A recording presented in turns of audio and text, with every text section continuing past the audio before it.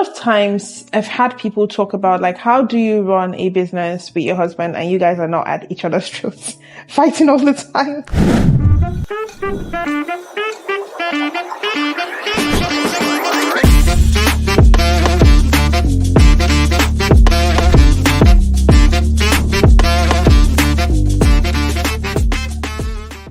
And the reason why I want to share this is because every single day, especially on Facebook groups, you have someone saying that I want to start a business. I want to do this. My husband says no. I want to create something. My husband says no. I want to invest in this. My husband said no. And then we have a lot of people who feel like, oh, because I'm running this business, it therefore means I'm going to have to stay away from relationships and blah, blah, blah thing. But today I want to just talk to you about a bit about how I manage to run a business for my husband, and it just works out perfectly. So there are two things. The first thing we have to realize, especially if you're a woman and you run business with your partner, but before we go into that, then let me just tell you who I am. My name is Lola. I've been running an online business since 2016. And right now, depending on when you're watching, when I shot this video was 2024, that was already 8 years. But I've been running an online business with my partner since 2016. That was before we got married. And even till now that we're married, we still run the same business. And a couple of things. There are a lot of things I've learned from just doing this, but I know two things. And the first thing is, when you run a business with your partner, sometimes businesses and personal life mix.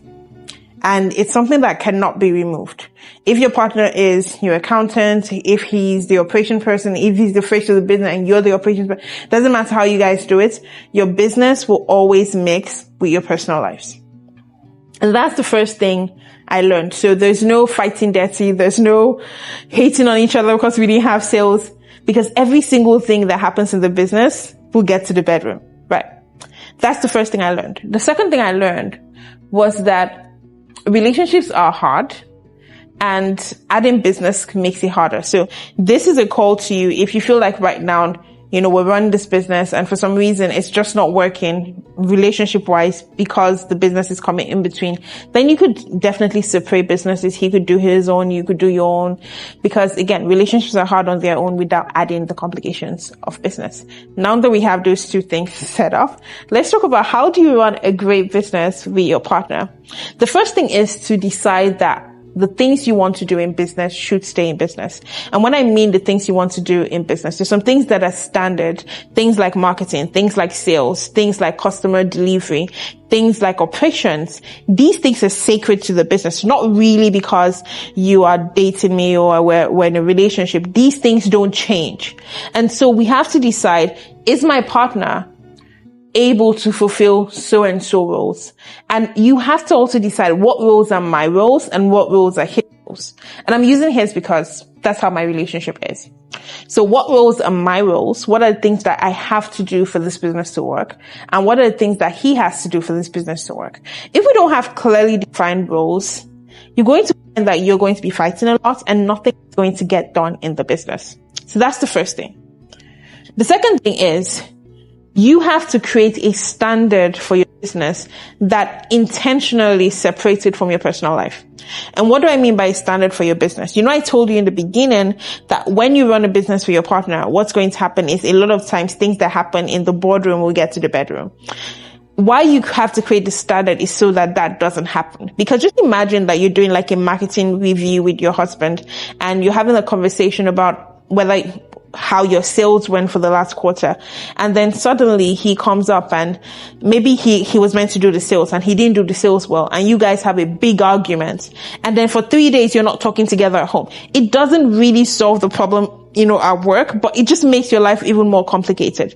So you have to create some standards. So for me, there are a couple of standards that we decided to create. One standard was, this is just business. So if anyone is taking it personal, the other person is like, hey, this is not personal. I still love you. This is just business. And the moment we have that rule, once we start saying like, hey, this is just business, what happens is that conversation goes from heated to, okay, it's just business. Let's assume I'm a team member and we're just trying to make this business work. The third thing is, never ever allow team members to come between both of you as a unit. And I would say this because some people are funny. Over the last 8 years, I've hired more than 24 people at different times. I don't know the exact number right now off the top of my head, but I know it's more than 24. It could be closer to 50, but more than 24. And what I found is that there's some people who know because you're a couple, they will intentionally try to come between you just to be able to, get the other side to back off. So I had a team member who was working directly with my husband, Andrew, and that team member was not doing her work well. And Andrew had complained about her a couple of times to me. And I had told her, like, Andrew's complaining about your work. You should change. And this team member comes up and tells me something else, like, the way Andrew speaks to me is wrong. The way Andrew does this is bad. And just gave me like a tyranny of things.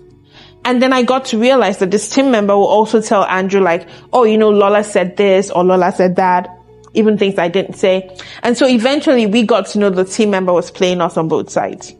And so this is something that will happen because you're going to hire people and everybody's different. You're going to hire good people. You're also going to hire awkward people. And this is something know it and know peace. You will hire awkward people. You will hire bad staff. You will hire bad people. It's part of business.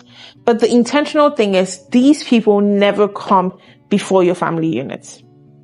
The third thing you want to make sure you always have, is it third or fourth? I can't remember. But this thing that you want to make sure you always have is you always want to have systems. Systems that work when you don't work. If you're working with a partner, you're working with a couple. I say you're a couple and you're running a business together. It means that you go on vacations at the same time. It means if you have kids and maybe they're ill, you both will be occupied at the same time.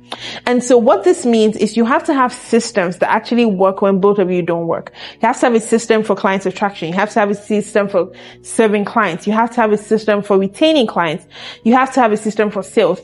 The more you systemize your business, the more time you can get off work to spend time with your partner, to spend time with your kids, and to have a fun family life.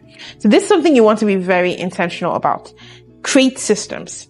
Like if we could do this thing once, how are we able to make sure we do it over and over again without us having to physically do it all the time? And I think this is my number 5 thing, but if it's not, sorry, but I think it's number 5. This thing is, when it comes to kids, because kids will always change your family dynamics. Forget what people say. You're in love. Let the kids come. When the kids come, you're still going to be in love, but it's like love with more responsibility. So kids are always going to change your family dynamics. And one mistake people make is by making one partner the primary caregiver of the kids, especially when they run a business together. Now, am I saying that a partner could make one person, maybe the man or the woman or whoever is in the relationship, am I saying they can't be the primary caregiver of their kid? No. What I'm saying is, if we're running a business together, it means that both of us bring income in together. So both of us are caregivers for our kids. And what this means by extension is that 2 people, especially when they're babies, 2 of you cannot be babysitting at the same time. One person has to work, one person has to take care of the baby. And so what I did when I was bringing up my boys was when Andrew's with the baby, I'm working. When I'm with the baby, Andrew's working. And that was like one easy way we were able to do this because it's impossible to be like with the baby and working at the same time, especially if they're babies. So what we did was very simple. I'm working in the afternoons, Andrew's working in the evenings. When I'm working, he's carrying the baby. When I'm carrying the baby, he's working. Very simple. Now, but you have to make sure it works for you. Now, the last thing I will say is, when it comes to relationships, every relationship is unique. When it comes to business is unique. You have to find out what is different about your relationship. What's your relationship dynamic? How does your relationship flow?